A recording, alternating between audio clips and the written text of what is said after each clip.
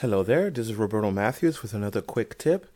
Today I'm going to talk to you about making a portrait video instead of a landscape video for your blog, or for any other part of your website you'd like. So this is what it's going to look like on your blog. So that way you can kind of put text right next to it. It'll play. Actually, let's show you how it's going to look when it plays. Let me publish it. So now you can see that it works. As I click through it here, I took this short 16-second video of my garden here, or of my greenhouse, so you can see how it works. And you get it looks much nicer. You can fit more in, and you don't have to take up all this space. And you can make a square one or a portrait one like this. So let me show you how I do this. So as you can see here, I took the video portrait with my phone, and it came out like this with the banding on the sides like normal. And I'm going to go ahead and copy this embed code onto my Blogger using the HTML input. And as you can see, this is what it looks like. Okay, so up to this point, we kind of know how everything works. Now, just so you can do this a little faster, I would recommend using a site called codepen.io. And I use CodePen in order to be able to preview my information really quickly. It's a great resource. It's free. And this way I can, like I said, preview what I'm going to upload to Blogger without having to go to the preview every 2 seconds. And by the way, the preview doesn't let you work everything. So this is a great way to get a live preview of what you're going to use. So this is the embed code from YouTube right here. And the first thing you're going to do is you're going to wrap it in a div tag. So I'm going to wrap it first in a div, just like this. And then I'm going to take this one and wrap that in a div.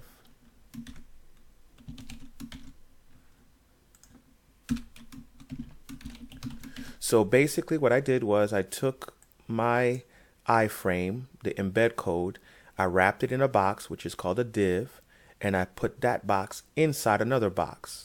Okay, now to give it some context, what we're going to also do is get an H1 here, and we're going to put some lorem ipsum. So we're just going to put some words down here just so that we can get a semblance. Oops. And then over here, I'm going to get a paragraph. I'm going to do 5 paragraphs, all with some lorem in it like that. So that's a quick way to get some data inside of your website here. Okay, just to test it. Okay, so the first thing you're going to do is you're going to erase this width and height. Now we've erased the width and height of our YouTube video here. Okay, so the first thing we're going to do is going to style equals, and inside of here we're going to do the first thing we're going to do is position this absolutely. So position absolute, and then we're going to push it to the top and to the left. So top 0 pixels, left 0 pixels. Okay, we're also going to make the height 100% and the width 100%. Okay, so now our video is taking up the entire area here. Okay, so now that we have our video set up like this, we're going to style the box that the iframe is inside. So we're going to go style, and since our position here is absolute, we're going to give this position a relative. So position relative. Okay, so now it's inside of this box here. And then we're going to style the box, open up the box a bit. So we're going to give it a height of 0 pixels, and then we're going to give it padding bottom of 56.25%. And so that information, I'm going to show you how I got that information so that you can get the perfect size here. So now we have a responsive video, and if this is all you're looking for, we can stop here, but we're going to try to take this banding off. So I'm going to show you how do we do that.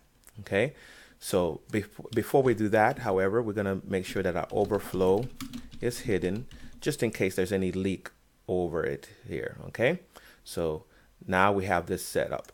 Now let's talk about how we get this banding off. Now this 56.25%, we get that from our relativity, our proportion of the video's height to its width.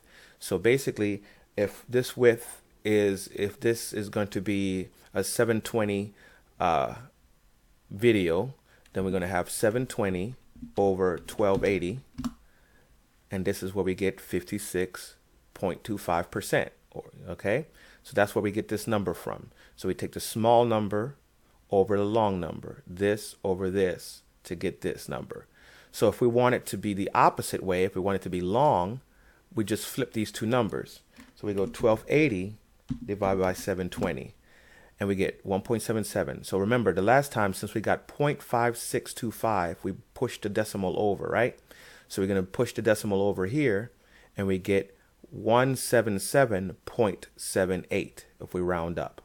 So if we do that instead, 177.78, now we get a video that is portrait sized, you see.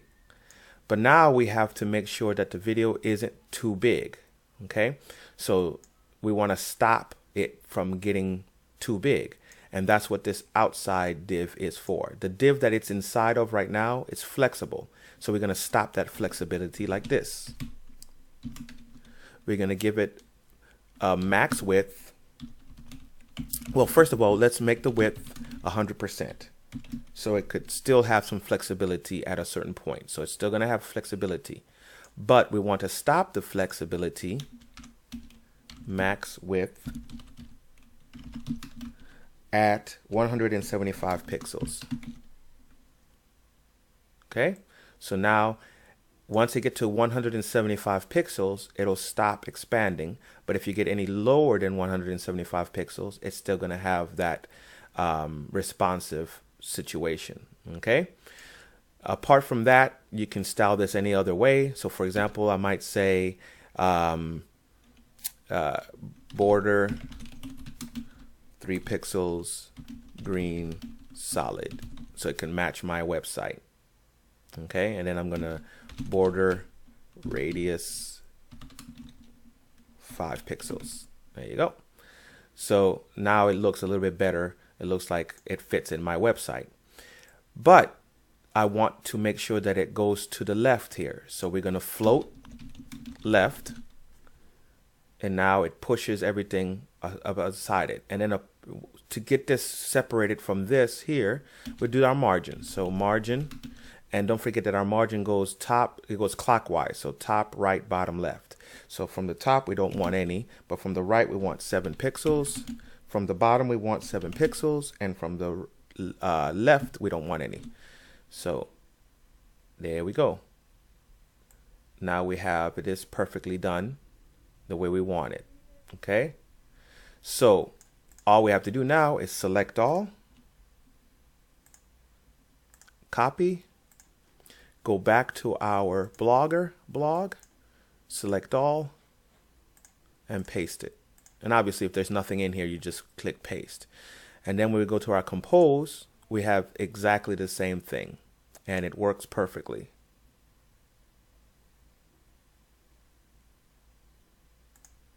You see how that works? Beautifully. And then when we update, it works beautifully. Let's go to our blog. Here's our test blog site that we have set up like we were supposed to have it set up. Now I'm going to show you what it looks like in mobile.